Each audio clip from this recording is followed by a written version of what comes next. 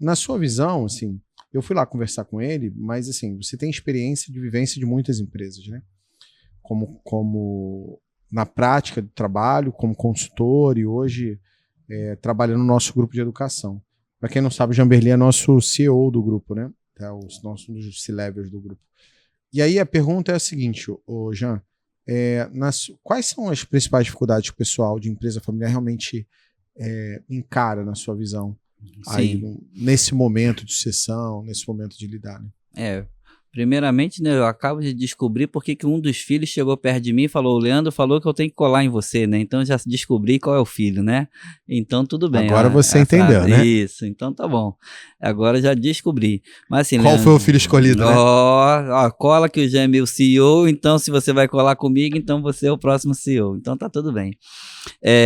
Mas assim, a gente, né, tanto como consultor, já atuando até mesmo a nível de diretoria de uma empresa familiar, né, com certeza, e isso aí eu vou deixar bem claro aqui, a maior dificuldade é você definir claramente funções, responsabilidades e autoridade de cada pessoa da família, né? Porque normalmente existe uma mistura. Por exemplo, nesse caso que você comentou, eu tive a oportunidade de conviver com vários familiares, né, ao longo da semana, e tios, pais, mães, filhos, irmãos, né? E o que você vê claramente é uma vontade muito grande deles fazerem algo para a empresa crescer, só que muitas vezes um acaba se sobrepondo ao outro, né? Na intenção não é de merecer mais do que o outro, não, é resolver, né? Então a gente vê muito isso, a sobreposição de tentativa de fazer. Então o que eu normalmente aconselho é o seguinte, vai profissionalizar, vai trazer a família para o negócio? Primeira coisa, organograma da empresa. Olha só, a empresa é isso aqui, ó. Eu sou o patriarca, tô aqui, ó. Você é o filho administrativo, você é o filho comercial, você é o filho RH, você é o filho marketing. Ok? Vamos definir agora as funções de cada um. Mas não é a função de cada filho, é a função de cada departamento. Ok? E principalmente, né? Uma coisa que eu e você falamos muito, reunião de alinhamento. Reunião de alinhamento de negócios. Sim. Tá? E por favor, eu sei que é quase impossível, mas não discutam sempre na mesa de jantar, porque a mãe vai brigar.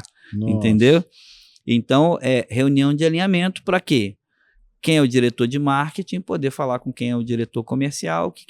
É lógico, tem muito atrito, tem muita briga, mas o ponto focal ali você está profissionalizando a administração, né? E aí, quanto mais o filho se especializar naquilo que ele está sendo preparado, melhor. Tanto é que muitas famílias hoje, elas até mandam os filhos para outros negócios antes dele retornar para o negócio da família, né? No nosso ramo não acontece muito não, mas se você pegar várias empresas assim que ela já tem o filho, né, preparado, ou estuda ou trabalha, aí ele sai, vai ter uma experiência fora e depois ele volta para a empresa, vamos dizer, com uma maturidade maior.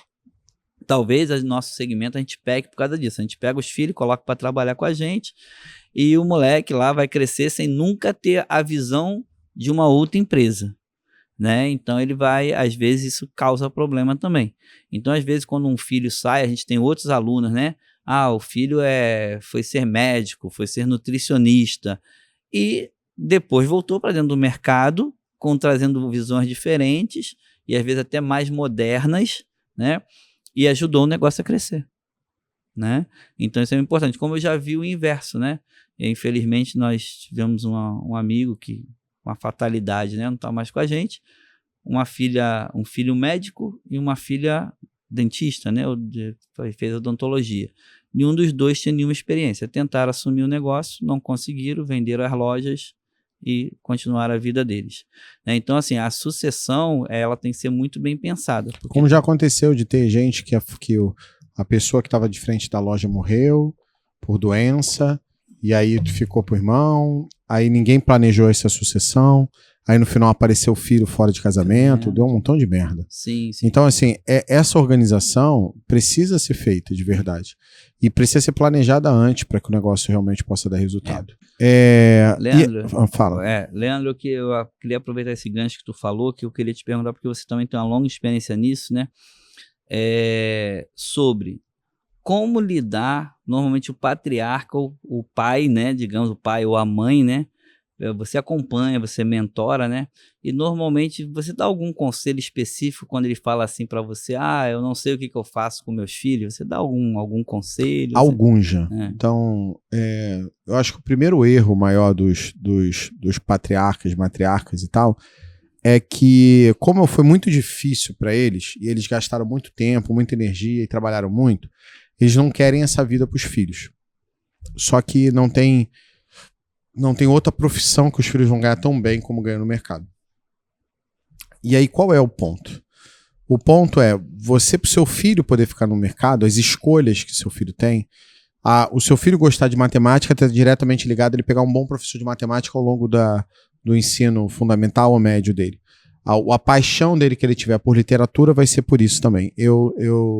Na época que eu fiz vestibular, eu era muito bom em literatura, em física e matemática, que são coisas que não tem nada a ver com uma coisa com a outra. Porque eu tive excelente professor de literatura, professor magnífico de física, e eu tive caras de matemática que eram apaixonantes. Então, eu tive bons professores nessas áreas. Porém, eu odiava história, por exemplo, e eu não tive bons professores de história. Então, por que seu filho não gosta do mercado? Por que ele não quer trabalhar lá? Porque ele decidiu por uma profissão diferente do que tocar o negócio da família. Porque você não criou memórias afetivas positivas. Então, eu recomendo eles de levar os filhos para terem memórias na infância, ter memória afetiva positiva. Então, leva o menino pro mercado, bota para trabalhar, trabalhou, ganha alguma coisa, ganha uma mesada. Toda vez que for no mercado, quando sair, é o horário de tomar um sorvete, é o horário de brincar, brinca com ele dentro do supermercado, para ele ter memórias boas do mercado. Porque senão, e para de chegar em casa reclamando da loja. Porque reclama, mas ela que está sustentando você, ela que está pagando as suas contas, ela que está deixando a sua família ter uma condição boa, e você tem que parar de reclamar. E essa reclamação faz com que seu filho queira tudo menos trabalhar no supermercado. Nem dando dinheiro, ele quer sumir daquilo, quer que aquilo suma da vida dele. Porque aquilo parece ser uma coisa muito ruim, porque foi desse jeito que você treinou ele para ver ruim. Então você tem que criar a memória afetiva positiva, isso é uma coisa.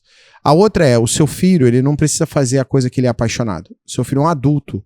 Quando ele ficar adulto, ele precisa fazer o que é necessário, o que vai dar dinheiro para ele poder ter grana, para poder viver a vida dele do jeito que ele quiser, para poder viajar para onde ele quiser, para poder ter a casa que ele quiser, para poder dar a condição da família dele quiser, para poder botar o filho dele nos melhores colégios.